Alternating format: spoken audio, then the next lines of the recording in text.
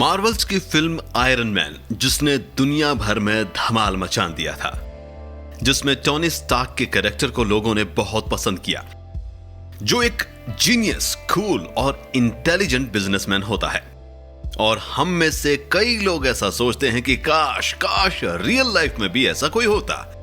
लेकिन क्या आपको पता है कि रियल लाइफ में भी एक आयरन मैन है जो बहुत ही ज्यादा अलग तरीके से सोचता है, फ्यूचर का सोचता है, जिसका नाम है एलन मस्क। जी हां, legendary businessman, investor, engineer and inventor है एलन मस्क। स्पेस एक्स के संस्थापक और टेस्ला के सीईओ और चेयरमैन।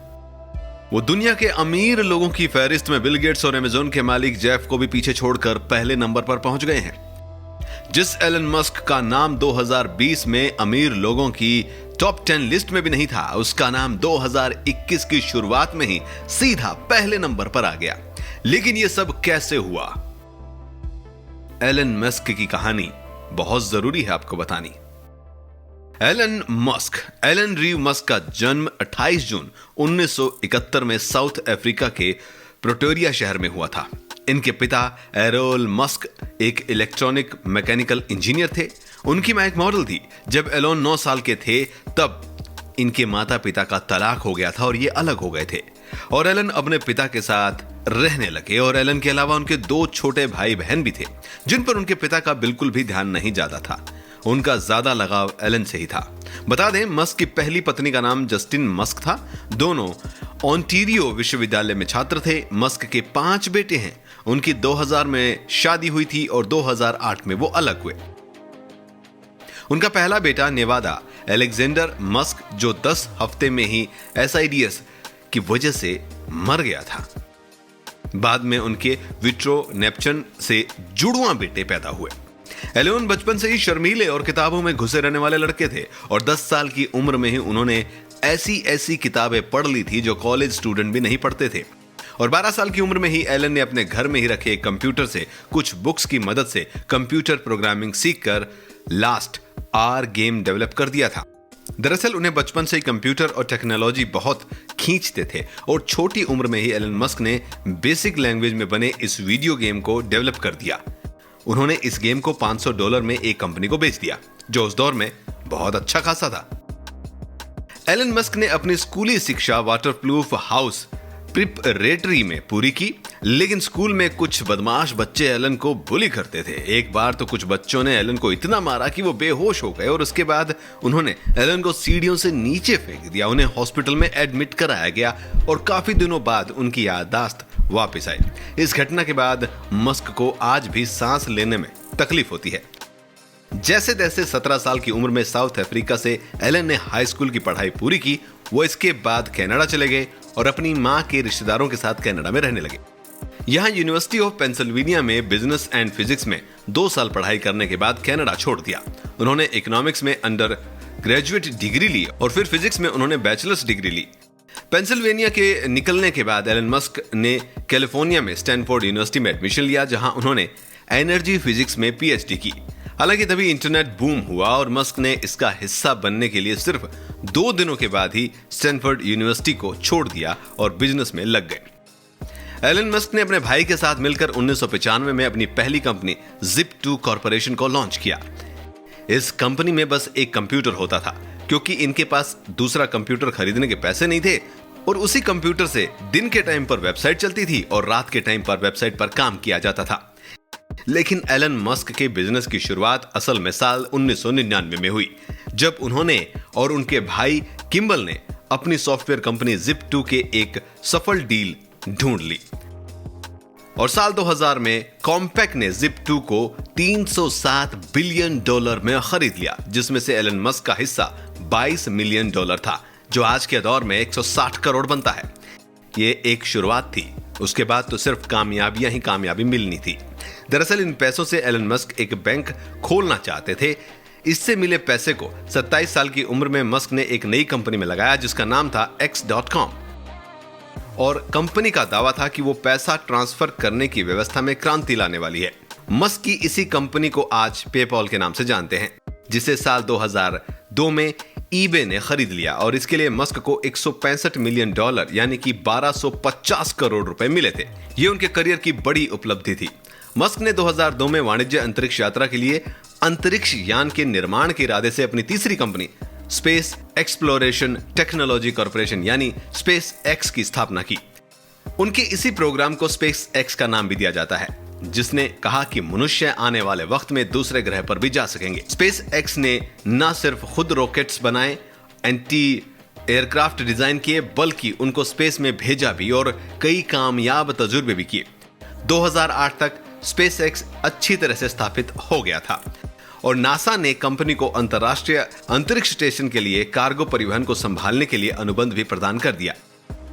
नासा ने उसे भविष्य में अंतरिक्ष यात्री परिवहन की योजना के कारण ऐसा किया था और ऐसा नासा ने खुद के अंतरिक्ष शटल मिशनों को बदलने के लिए भी एक प्रयास के रूप में किया था।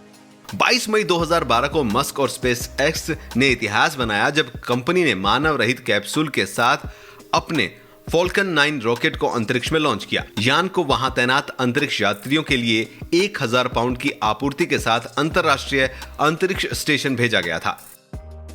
पहली बार एक निजी कंपनी के अंतरराष्ट्रीय अंतरिक्ष स्टेशन के लिए एक अंतरिक्ष यान को भेजा जाना था। लॉन्च के दौरान मस्क ने कहा था, मैं बहुत भाग्यशाली महसूस करता हूं। हमारे लिए ये एक सुपर बाउल जीतने जैसा था। दिसंबर 2013 में एक फॉल्कन 9 ने एक उपग्रह को पृथ्वी के ऑर्बिट में सफलतापूर्वक स्थापित किया। फरवरी 2015 में स्पेस एक्स ने डीप स्पेस क्लाइमेट ऑब्जर्वेटरी उपग्रह के साथ फिट किए गए एक और फॉल्कन 9 को लॉन्च किया, जिसका उद्देश्य पृथ्वी पर बिजली ग्रिड और संचार प्रणालियों को प्रभावित करने वाले सूरज से चरम उत्सर्जन को निरीक्षण करना था। मार्च 2017 में स्पेस एक्स ने पुनः प्रायोजित भागों में से बने एक फॉल्कन 9 रॉकेट को सफल परीक्षण उड़ान और लैंडिंग की। इसके साथ ही एक अधिक सस्ती अंतरिक्ष यात्रा को भी संभव बनाया गया। नवंबर 2017 में इसे एक झटका लगा जब कंपनी के नए ब्लॉक 5 मर्लिन इंजन के परीक्षण के दौरान एक विस्फोट हुआ। स्पेस एक्स ने बताया कि किसी को चोट नहीं पहुंची और यह मुद्दा भविष्य की पीढ़ी के फॉल्कन 9 रॉकेट को नियोजित रोल आउट में बाधा नहीं बनेगा। कंपनी ने फरवरी 2018 में शक्तिशाली फॉल्कन हैवी रॉकेट के सफल परीक्षण के साथ एक और मील का पत्थर लगा दिया और उसका भी आनंद लिया। अतिरिक्त फॉल्कन 9 बूस्टर के साथ सशस्त्र फॉल्कन हैवी को भारी पेलोड पर कक्षा में ले जाने के लिए डिजाइन किया गया था और संभावित रूप से गहरे अंतरिक्ष मिशनों के लिए एक पोत के रूप में इसको माना जा रहा है। परीक्षण लॉन्च के लिए फॉल्कन हैवी को मस्क के चेरी रेड टेस्ला रोडस्टर से पेलोड किया गया, जिसमें सूरज और अंतरिक्ष के भव्य नजारों को कैद करने की शानदार कैमरों की क्षमता थी। जुलाई 2008 में स्पेस एक्स ने एक नए ब्लॉक 5 फॉल्कन रॉकेट को सफल लैंडिंग की घोषणा की, जो लिफ्ट ऑफ के 9 मिनट से भी कम समय में ही ड्रोन जहाज तक पहुंच गया। बता दें कि एलन मस्क का कहना है कि अगर उन्होंने अपना सब कुछ भी बेचना पड़े तो वो बेच देंगे, पर मार्स पर इंसानों को एक कॉलोनी बनाकर जरूर देंगे और इसकी तैयारी भी वो जोर शोर पर कर रहे हैं। स्पेस एक्स के साथ एलन मस्क ने 4 लोगों के साथ मिलकर इलेक्ट्रिक कार यानी कि बगैर फ्यूल की गाड़ी चलने की जो एक सोच थी उसको भी नया रूप दिया और एक कंपनी में इन्वेस्ट किया जिसको आज दुनिया टेस्ला के नाम से जानती है।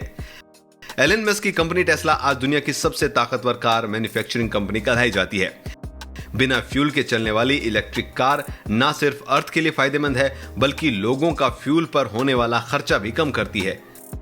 टेस्ला कार न केवल बिना फ्यूल के ऑपरेट होती है बल्कि इसमें ऑटो पायलट सिस्टम भी है, जिसकी वजह से गाड़ी बगैर ड्राइवर के अपने आप लोगों को मंजिल तक पहुंचाने की काबिलियत रखती है। इसके साथ साथ जो बैटरी इस टेस्ला के इंस्टॉल की गई है काफी एडवांस टेक्नोलॉजी की बैटरी मानी जाती है, जिसकी मदद से एक बार चार्ज करने से टेस्ला कार 520 किलोमीटर तक का सफर करती है।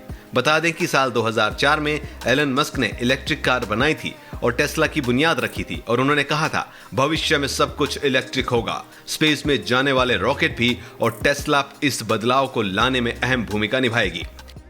इतना ही नहीं, एलन मस्क ने टेस्ला की कामयाबी के बाद स्टारलिंक के नाम से पूरी दुनिया में सैटेलाइट के जरिए फ्री इंटरनेट देने की घोषणा भी की थी। यह सैटेलाइट दुनिया में पहली बार इंट्रोड्यूस कराई गई है, जो जमीन से सिर्फ 500 किलोमीटर ऊपर घूमकर पूरी दुनिया में फ्री इंटरनेट प्रोवाइड कराएगा। इन सैटेलाइट्स की हाइट दूसरे सैटेलाइट्स के मुकाबले में इतनी कम है कि इनको जमीन से भी देखा जा सकेगा। एलन मस्क के प्लान के मुताबिक पूरे 12,000 सैटेलाइट पूरी दुनिया में घूमकर दुनिया का कोना कोना कवर करेंगे। एलन मस्क ने स्पेस टेक्नोलॉजी प्रोग्राम के अंतर्गत अब तक करीब 1000 सैटेलाइट स्पेस में लॉन्च किए हैं। इसकी मदद से यूके फ्री इंटरनेट की बीटा सर्विस शुरू भी कर चुका है। इस न्यूज ने पूरी दुनिया में हलचल मचा दी और लोगों ने धड़ाधड़ टेस्ला कंपनी के शेयर खरीदना शुरू कर दिए, जिसकी वजह से देखते ही देखते बहुत ही कम समय में $250 में बिकने वाला शेयर $850 पहुंचा और स्टॉक मार्केट में पिछले सारे रिकॉर्ड टूट गए। इस सारे गेम में जो एलन मस्क साल 2020 में रिचेस्ट लिस्ट में 35वें नंबर पर थे, वो सीधा 2021 में पहले नंबर पर आ गए। लेकिन हैरत की बात यह है कि दूसरे बिलियनियर्स के मुकाबले एलन मस्क बहुत ही सादा जीवन जीते हैं। उनके पास कोई सोने का वॉशरूम या कोई फैंसी यार्ड या फिर कोई बहुत बड़े घर नहीं है। सोने के लिए अक्सर वो अपनी फैक्ट्री में ही सोफे पर सो जाते हैं। वहीं आपको यह भी बता दूं कि कामयाबी के साथ एलन मस्क को कई खिताबों से भी नवाजा गया है। तो चलिए जिक्र करते हैं उनके अवार्ड्स का। 2006 में एलन मस्क ने संयुक्त राज्य national academy of sciences, aeronautics और स्पेस इंजीनियरिंग बोर्ड के सदस्य के रूप में कार्य किया। स्पेसएक्स, टेस्ला, सोलर सिटी के लिए 2007 में R&D magazine inventor of the year का पुरस्कार उन्हें मिला। 2007 में टेस्ला और स्पेसएक्स पर किए गए सराहनीय काम के लिए उनको इंक मैगजीन ने उद्यमी वर्ष पुरस्कार दिया। टेस्ला रोडस्टर के डिजाइन के लिए मस्क को 2007 में इंडेक्स डिजाइन पुरस्कार मिला। एक साधारण सा लड़का जो स्कूल के दिनों में बुली होने से बेहोश हुआ और कई दिन तक अपनी याददाश्त भूल गया, लेकिन जब जागा तो पूरी दुनिया को जगाने में जुट गया। यह है कहानी एलन मस्क की।